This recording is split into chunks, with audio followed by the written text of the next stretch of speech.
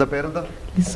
ഞാൻ ആക്ച്വലി പേഷ്യൻറ്റിനെ പൊക്കി neck injury ഉണ്ടായതാണ്. അപ്പം എന്നിട്ട് അത് വെച്ചിട്ട് ഞാൻ കൈറോപ്രാക്ടറുടെ അടുത്ത് പോയി മസാജിന് ചെന്നപ്പോൾ അങ്ങനെ തിരിച്ചപ്പം C1 to C7 7 disc complete പ്രൊലാപ്സായി. സ്പൈനൽ കോഡ് കംപ്രഷനായി, സിവിയർ സ്പൈനൽ കോഡ് കംപ്രഷൻ.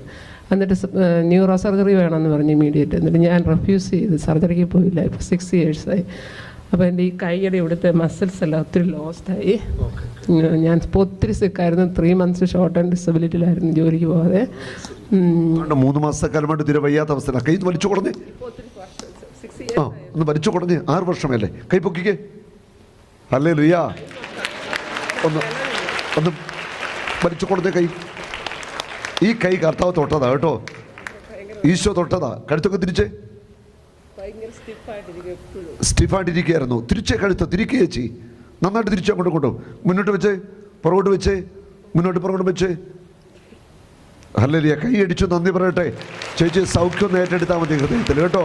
പറഞ്ഞ കർത്താവിനെ സുഖപ്പെടുത്തി. കർത്താവിനെ സുഖപ്പെടുത്തി. കർത്താവിന് നന്ദി. കർത്താവിന് നന്ദി.